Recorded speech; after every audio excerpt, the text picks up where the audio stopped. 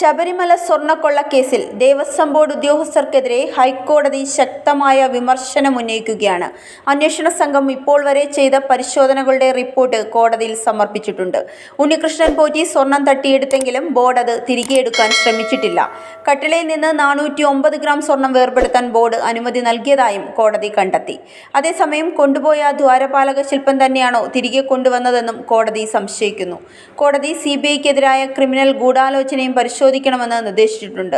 അന്വേഷണത്തിൽ മുഴുവൻ ആളുകളുടെ പങ്കും പരിശോധിക്കണമെന്നും ദേവസ്വം ബോർഡ് രേഖകൾ കൈപ്പറ്റണമെന്നും നിർദ്ദേശം ലഭിച്ചിട്ടുണ്ട്.